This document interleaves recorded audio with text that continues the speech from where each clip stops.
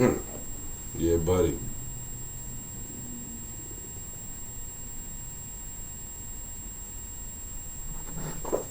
Let's get to it, man.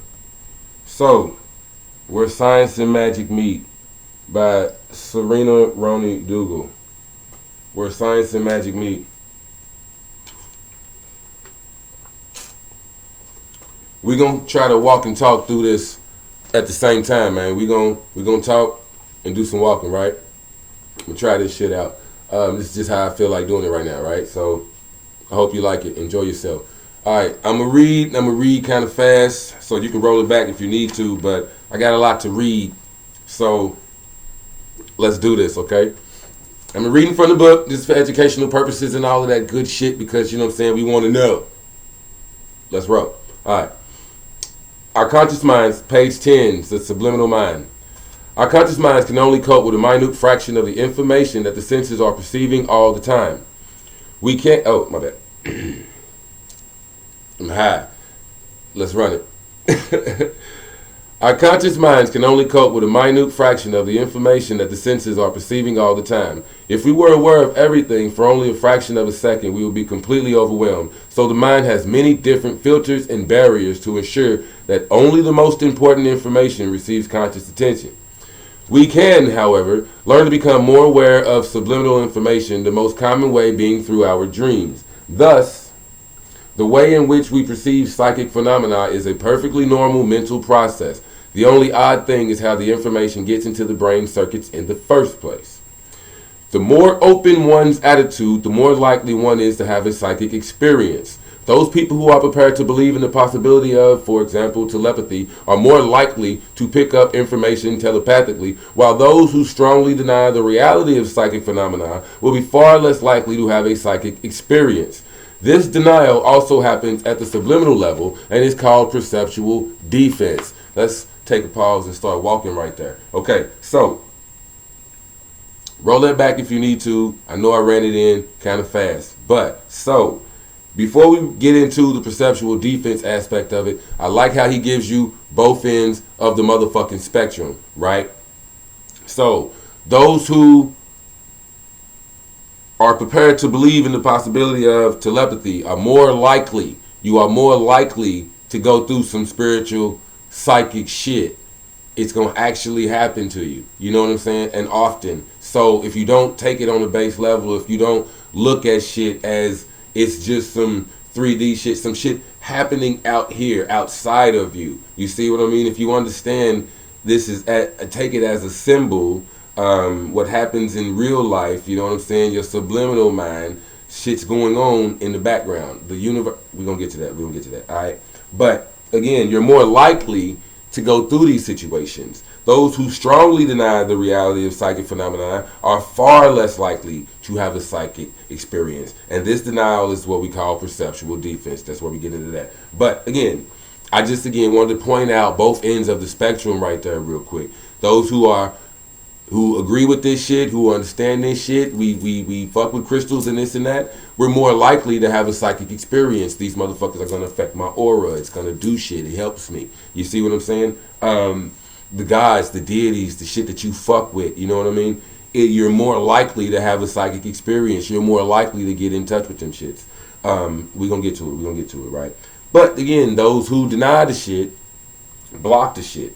And as we said before, the barriers and whatever else that your fucking brain has and whatever else, which I'm gonna get to later on, will block the shit so that if you ain't ready for it, it's just not gonna happen. You're not gonna see it. You know what I mean? Because your perceptual defense. Perceptual defense is a perfectly normal reaction which allows us to avoid being affected by unpleasant situations when we don't wish to deal with them. And the same process seems to happen with psychic perception.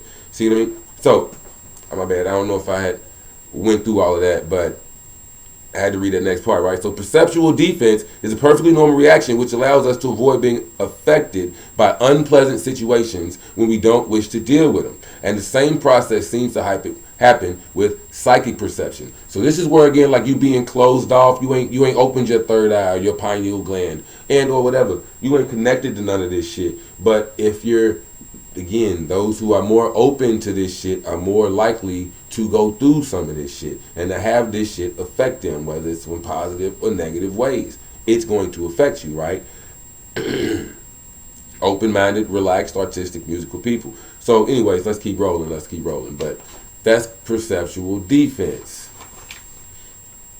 There are billions of nerve connections in the brain, and so physically we can process billions of items of information at any one time. Digestion, blood flow, body temperature, all sounds physically present in the environment, all sights, all taste, all touch, everything that is physically present is registered at a subliminal level, and all of this is retained at a subliminal level. At a subliminal level, we see, hear, feel, and remember everything, every little detail.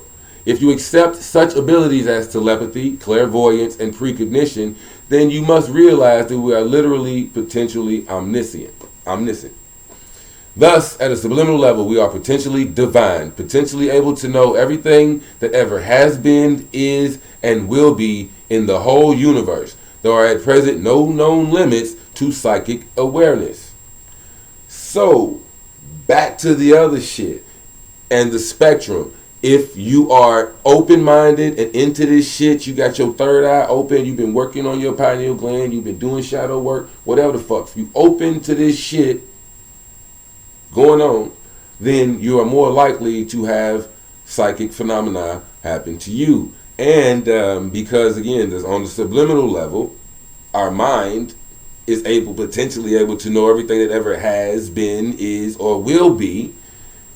The perceptual defense comes into play because if you block it, if you ain't open to this shit, your mind will naturally block you off to this shit. So shit that's gonna fuck you up later on in life, or maybe even currently today, you'll either steer yourself away from it. Some people have to learn them lessons. Some people need them smacks in the face. It has to happen out here in the 3D world so that they take an internal, an introspective view at that shit. Right? So everything that ever has been, is, or will be. So potentially shit in the future or shit that you've done in the past, your mind will either put up blocks and barriers where you're not seeing this shit, or again, you'll understand it when it happens because you're open to telepathy, clairvoyance, and precognition. You've seen it before it was coming. You know what I'm saying?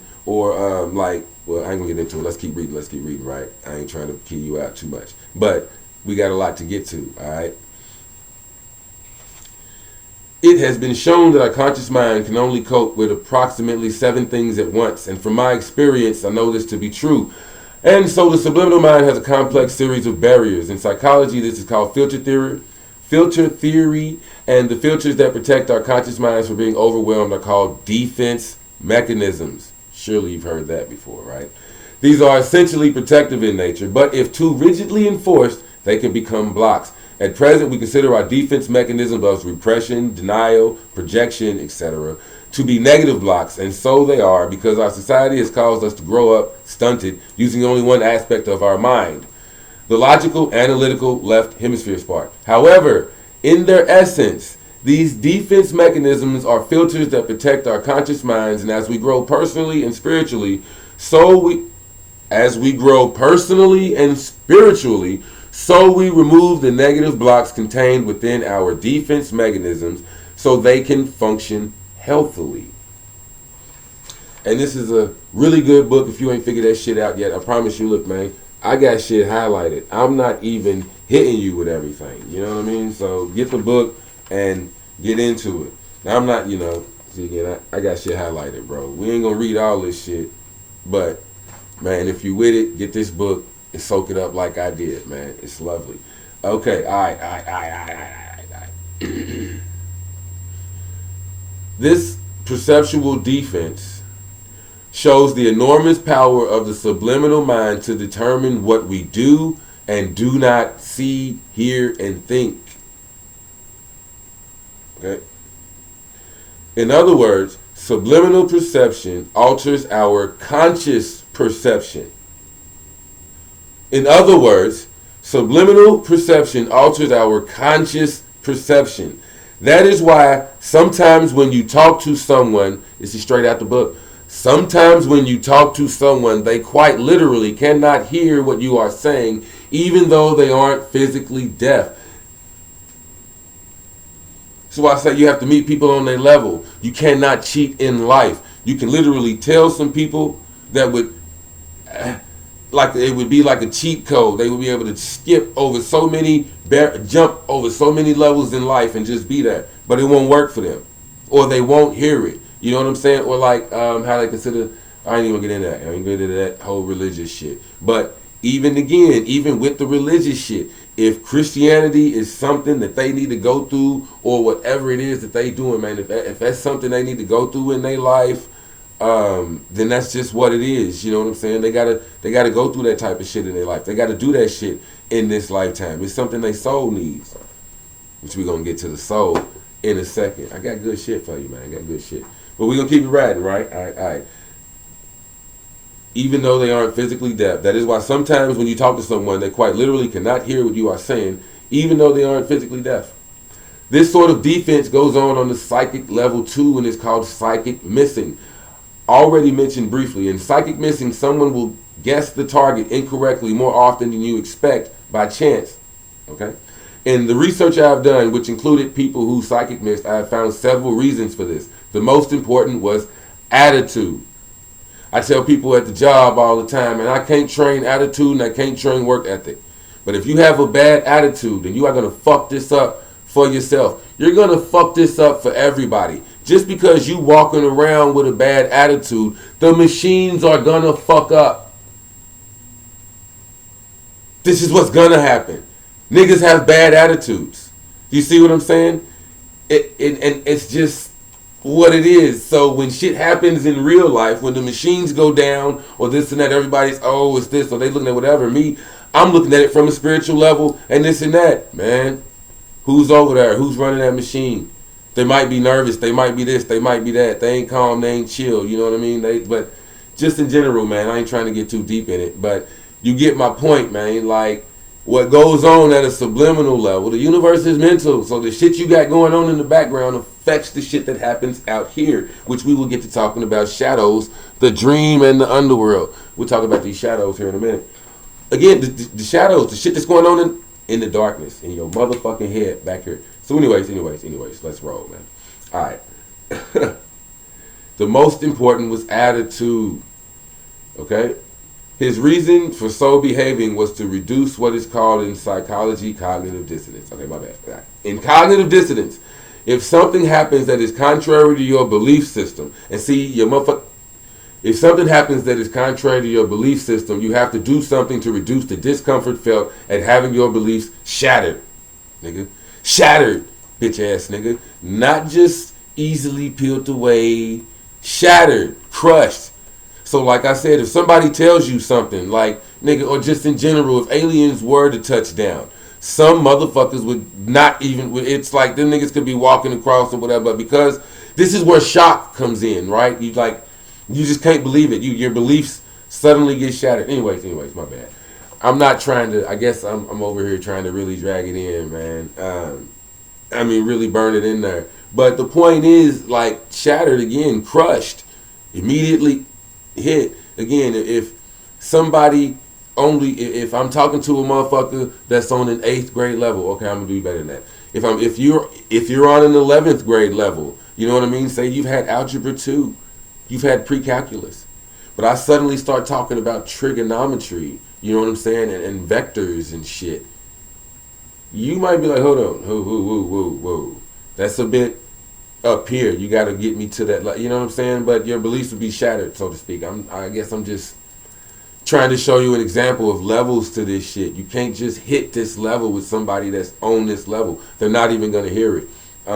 Again, these guys, these deities and whatever else, you got to show that you are of that level, or you know what I'm saying? You got to rise to that level where these motherfuckers can contact you. You got to understand what's going on in the background. You got to be aware of this shit. Anyways, let's keep riding, man.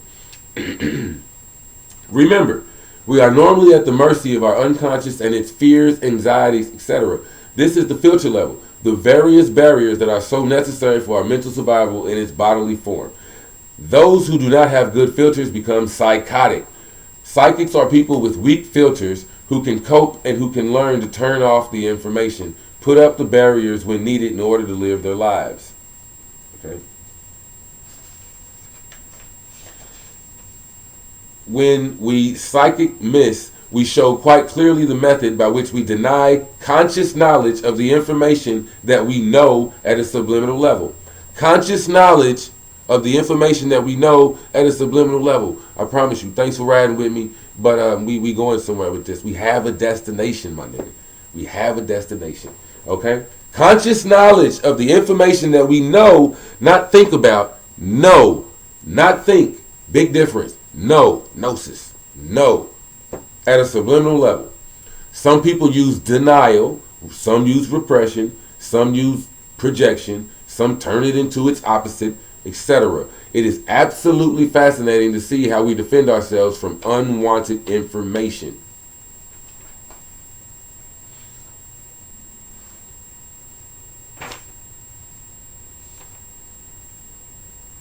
You know what? Let me go ahead and read this shit. Okay, all right. There are 2 points about the subliminal mind that are really important to note. The subliminal mind utilizes a totally different way of thinking from our normal everyday waking thoughts called primary process, that is essentially dream thought. Okay? The subliminal mind utilizes a totally different way of thinking from our normal everyday waking thoughts called primary process, that is essentially dream thought, vivid, concrete imagery, paralogical, symbolic. Most of our everyday experience, the way we behave, our moods, our thoughts even, is totally governed by the subliminal mind.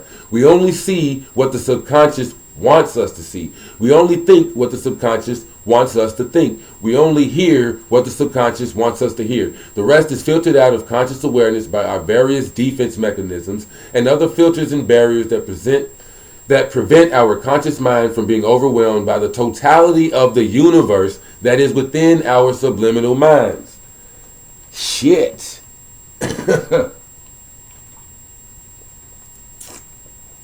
Right. So run that back if you have to. But basically, what's going on in the background, in your subliminal mind, what's going on in your unconscious, subconscious, what's going on in the background is far more important than the shit you see happening out here in everyday life. Far more important. It governs the shit that happens out here in everyday life. So again, like I said, when I see shit happening, or it could be a car wreck, or this or that or whatever, it might not be my subliminal mind. Might be what's going on in that nigga's subliminal mind, but what that motherfucker got going on. But it's shit going on in the background that affects what happens out here in this shit. Anyways, all right. If the universe is ultimately mental, the unconscious may represent the contact of our individual minds with the mind stuff composing of the universe. And therefore, our minds are coextensive with the universe. The language of symbolism is the language that is common to all peoples from all times and in all cultures. Neuroscientists are now beginning to suspect that, in fact, the primary process mind is our default mind, and it is only when we are awake and our senses are engaged that we use secondary logical, analytical thought processes. Given half a chance, we will slip into primary process thinking, such as day drinking.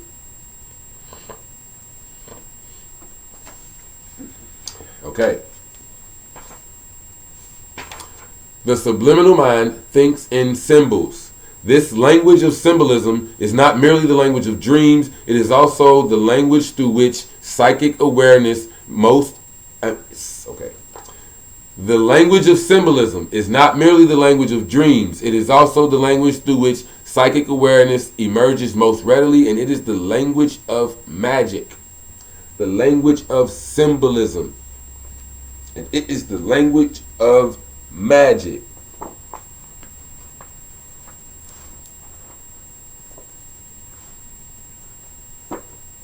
So now we go into dreams and the underworld. And I know you've been rocking. Thanks for rocking with me this long, man.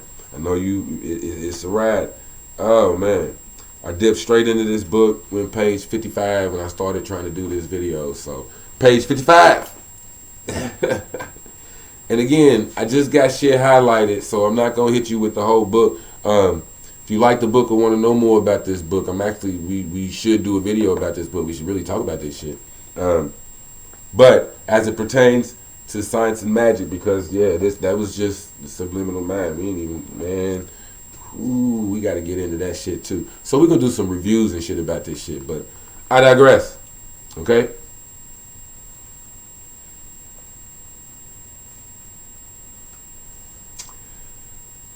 Dreams call from the imagination to the imagination and can be answered only by the imagination.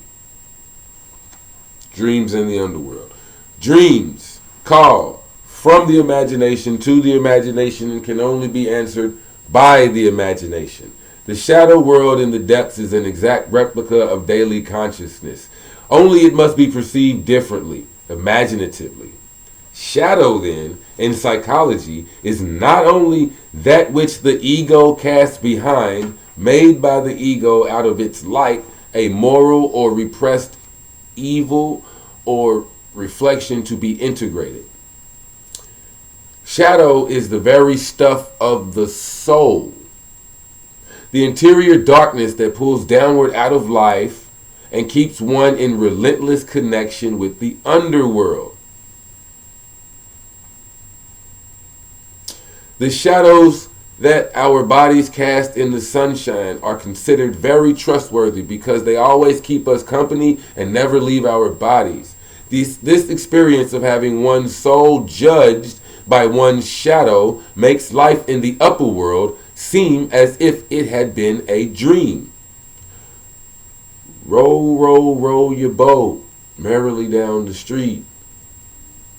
They're merrily down the stream. My bad. What goes on in the life of the ego is merely the reflection of one's deeper essence contained in the shadow. The shit that happens out here in the real world, in the 3D, in this dimension, is merely a reflection of one's deeper essence contained in the shadow.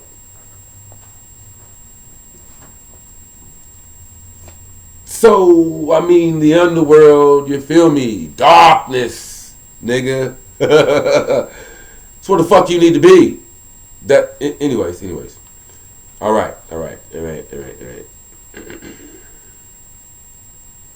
As we project the cause of guilt onto more solid carriers, our parents, our society, we project the cause of our shadow formation onto the more solid, heroic ego.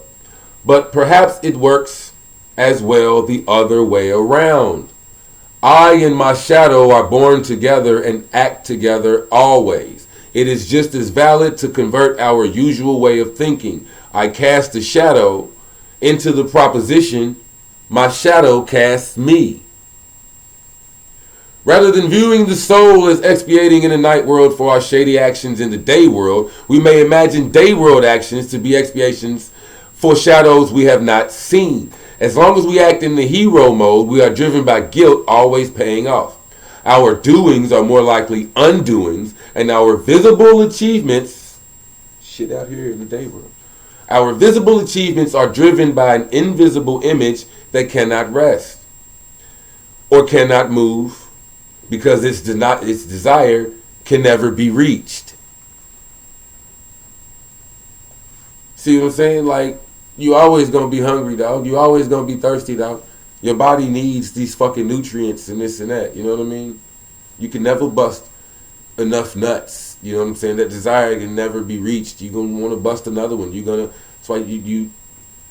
This is mind control over Debo, my nigga. This is why we talking about new age pimping. You got to be able to pimp yourself, man. You got to be able to handle this shit. Anyways, all right, man. Let's keep it moving. All right, we got more. The frigid river Styx is the deepest source of the gods' morality, for on its water they swear their oaths, implying that hatred plays an essential part in the universal order of things.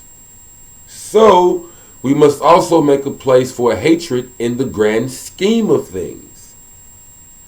Hate, in other words, derives from its own ground and serves a distinct purpose in the ego. The ego hates, abhors, and pursues with intent to destroy all objects which are for it a source of painful feelings. The ego hates, abhors, and pursues with intent to destroy all objects for which are a source of painful feelings. The true prototypes of the hate relation are derived not from the sexual life, but from the struggle of the ego for self-preservation and self-maintenance.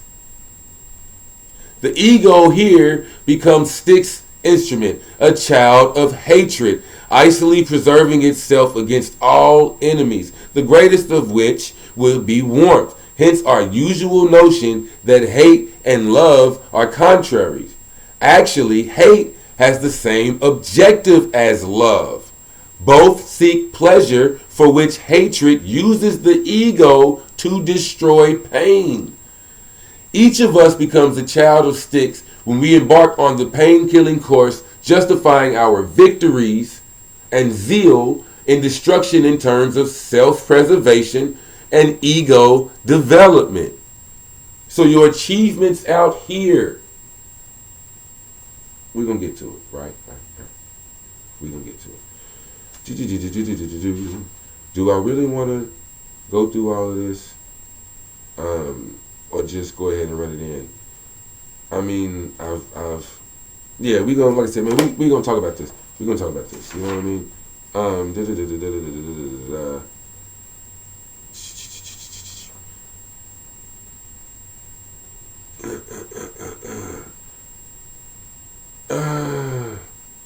Okay, now I'm just gonna break it down for you. I don't wanna waste too much time. My bad for that brief intermission.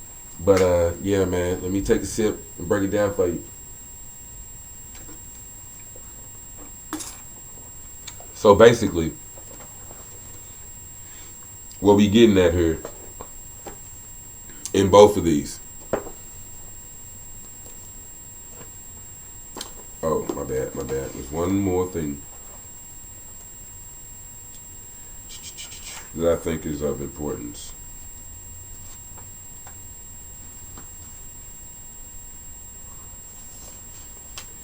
My bad. I think there may be one more thing that I think is important. Okay, boom. Our collective archetypes live on in our myths and legends. This is why I mentioned the river Styx and the gods of Olympus. Our collective archetypes, this is back to where science and magic meet. Connecting dots, you feel me?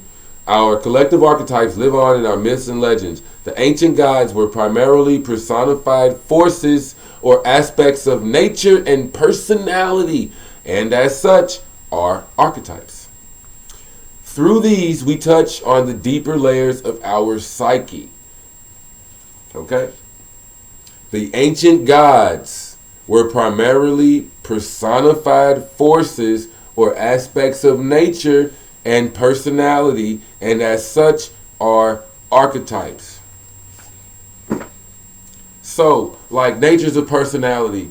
I'm gonna go ahead. I'm gonna use the Ninja Turtles. I have no fucking idea why it comes to mind, but I'm gonna use the Ninja Turtles. Maybe on some reptilian shit, right? But I'm gonna use the Ninja Turtles, right? Excuse me. So, and Mikey comes to mind immediately because he's the funny one, right? And levels of personality. You may have a joke or something in there, but third time, you may want some funny, some light humor. But the trickster, also, I may be on like some SU shit. You know what I mean? It could be something like that. But the trickster, right?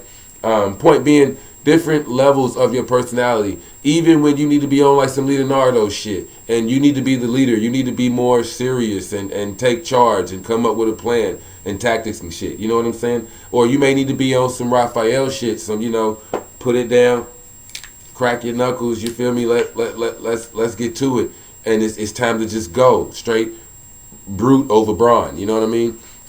Or again, you may need to be more analytical and be on some Donatello shit and whatnot. But different levels of your personality, you can they're personified into the ancient gods and whatever else. So when it comes back to the dreams and the underworld, a lot of what this book discusses and goes over, real shit, is the fact that in the dreams, like I said in the very first statement, dreams come called from the imagination to the imagination and have to be answered by the imagination. You feel me? It was something along that lines. I know it's page 55 because, again, that shit was just given to me.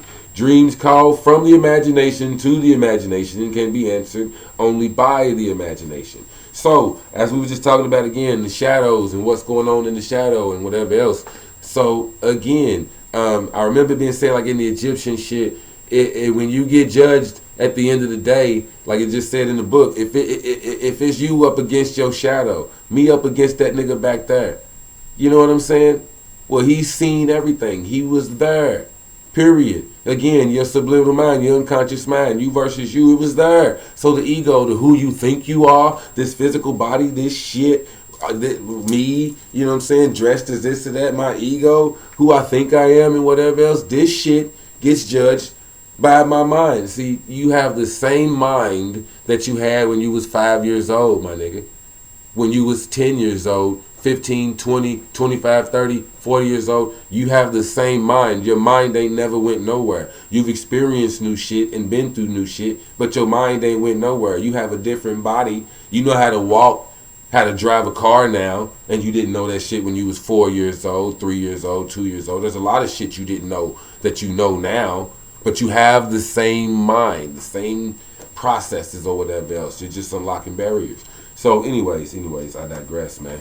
Your shit is speaking to you. Even daydreaming, like it said in the book, even daydreaming. So basically, man, this is your soul speaking to you. When you look at your dreams and you go through your dreams and you really do the dream work and whatever else, or even when you, again, daydreaming about some shit that you want, whatever else, it's not to be taken on the base level in the 3D out here on the shit that happens in the real world. You dream about somebody, it might not have shit to do with that actual person at all. The gods and goddesses, again, like I said, these archetypes, they can personify anybody that they want. I have a book called Dreaming the Divine. But again, when you doing dream work and whatever else, and like they're talking about symbols, again, the fucking symbols. So everything in your dream, let me see where we at. I'm gonna hit you with another bomb if you stuck with me this long. But Rudolf Steiner, Staying Connected, How to Continue Your Relationship with Those Who Have Died.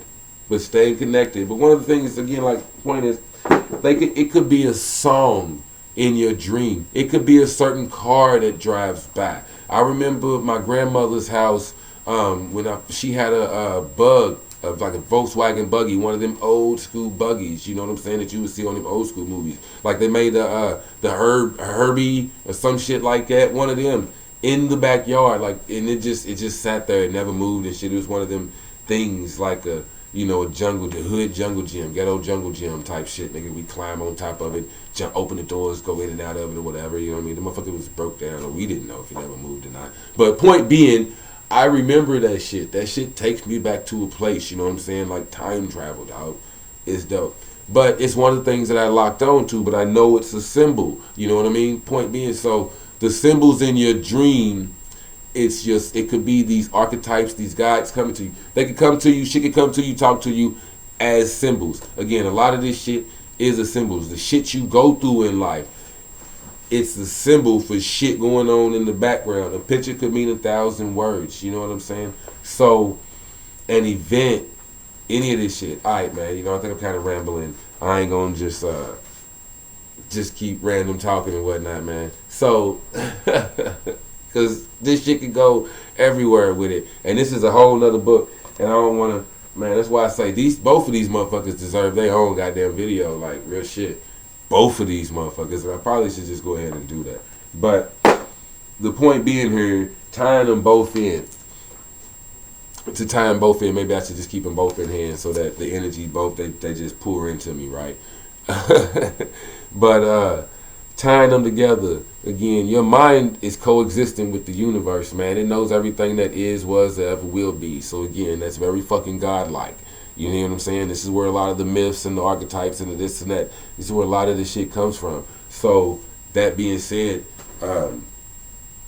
perceptual defense and cognitive dissonance. Some people ain't ready for this shit. This is why they have nightmares and they running from this or that or whatever else. Your soul is speaking to you. Your inner light, the motherfucker that truly knows you, the real you. This is your ego. All this shit that happens out here, man, this is the ego.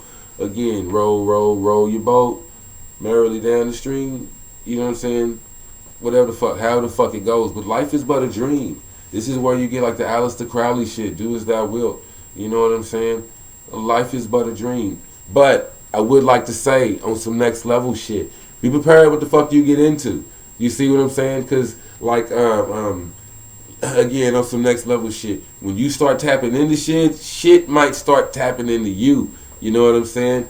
And perceptual defense, cognitive dissonance, you see what I mean? You could be trying to block this out and block that out, and oh no, it wasn't really a demon, that wasn't really, you know, some astral shit, when in all actuality, that was a spiritual event, player. The shit that happened out here in real life, shit that you going through on the daily or whatever, it could be something positive. And the more you recognize, oh, okay, that was Oshun fucking with me. That was Oya. That was Yemaya. That was, you know what I'm saying, Lakshmi or Pavati or Kali or Durga or whoever. You know what I'm saying? That was my man Hanuman coming through with that, you know what I mean, hero energy. But the more you acknowledge the deities or them aspects of your personality, the more you acknowledge your higher self, you know what I'm saying, the more you'll come through for you. I once heard a guy say, like, I started praying and looking out for me when he would meditate and pray for the wealth and goodness of the 10-year-old him, and the 10 years, the him from 10 years from now, or 5 years in the past, and the him 5 years in the future. You know what I'm saying? Like, he would wish well and good on, say I was 25, which I'm not, but let's say I was 25. He would be wishing well and good on the 20-year-old him and wishing well and good on the 30-year-old him. And I was like, okay, you know what I mean? I kind of understand that or whatever, you know what I mean? And the dude's logic was basically, in this way, he knows, like, he can kind of be his own guardian angel. So he knows he's 30, the 30-year-old him, if he knows he's already doing this and he's in the habit of this, then the 30-year-old him is already wishing well on the 25-year-old him, and so forth and so on. You know what I mean? The 31-year-old is wishing well on the 26-year-old and is also wishing well. You know what I'm saying? So he already knows the future him has his back.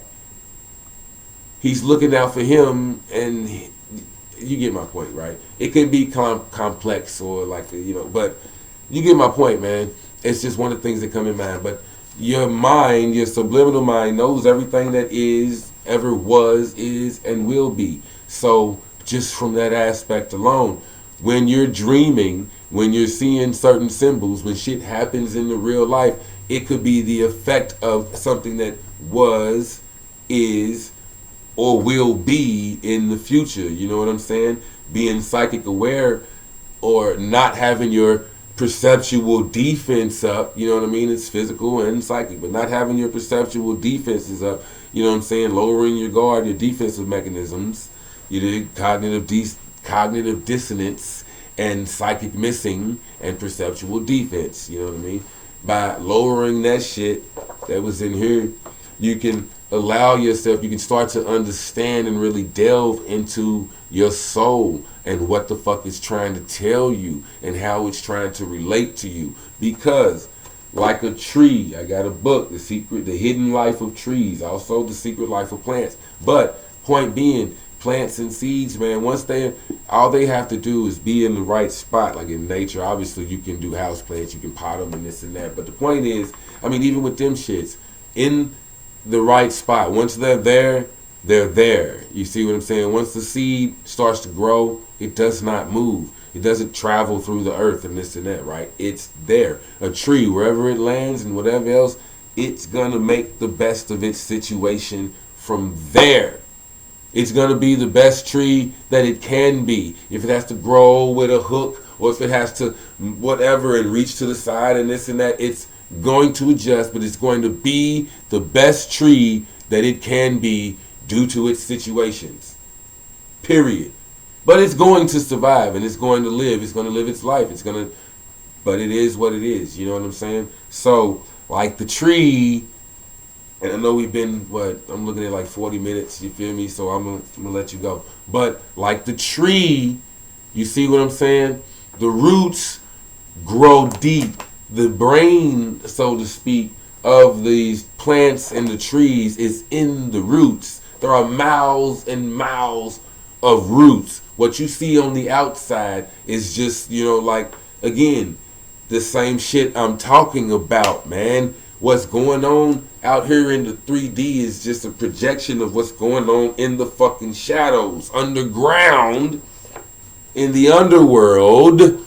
Underground, literally, in the underworld is where the brains, the roots, grow massively. Massively, like icebergs. You know what I'm saying? They talk about icebergs. Only the tip, but X percent of an iceberg is above the water. The rest of it, is the massive part of it, is underneath. So again, man, take that to the bank, man. Again, I ain't gonna hit you too hard. Like, share, subscribe, comment, man, on any of this shit, and we can go into it. Any of the concepts that you may have latched on. You want to know more? Holler at me. OZ the Wizard.